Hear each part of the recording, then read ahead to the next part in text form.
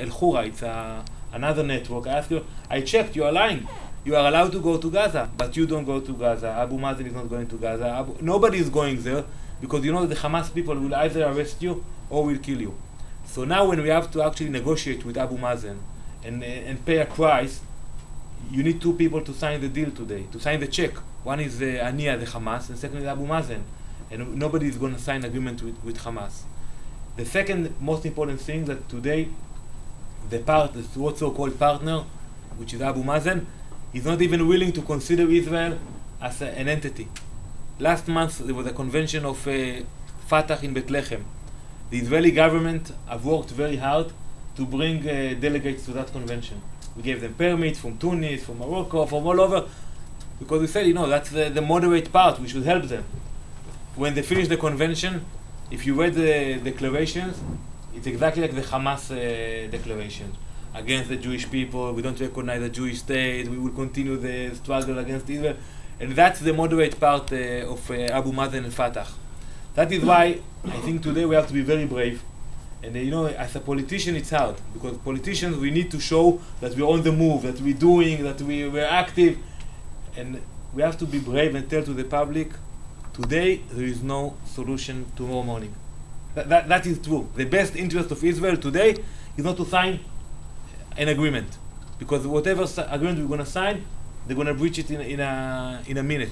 Now it's hard because you have leaders who come and have a vision, and we have a peace talks, and you have Obama who's coming with a change, and it's very nice to say, well, let's do something. But I think today the leadership of the Jewish people, it's in Israel where I'm involved, and also you guys, is to say we have no partner, we have no real interest in signing an agreement that will be bad for the Jewish people. And I was in Betar, it was I think around 1993, 16 years ago.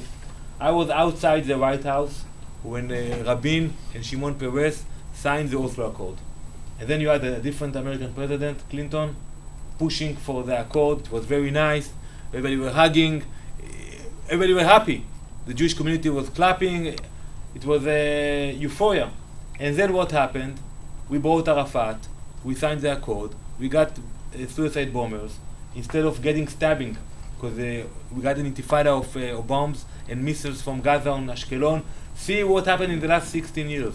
So it's better today not to sign an agreement, even though we have a pressure from Obama, rather than to have an agreement that in 4 or 5 years we're going to pay heavy price on that. I think Netanyahu, deep inside him, he knows that. He knows that we have no real partner, but he's willing to pay a price in order to show Obama that the problem, the burden is not Israel. The problem is Abu Mazen. And as I told you, I speak very clearly, like we sit here, we had a Likud faction meeting after he made his speech in Bar Ilan. And everybody praised him and said, well, it was a great speech and you were very good. And I told him, everything is correct what you heard here, but one thing nobody told you, and I will tell you. What you said about the Palestinian state, that's not Likud.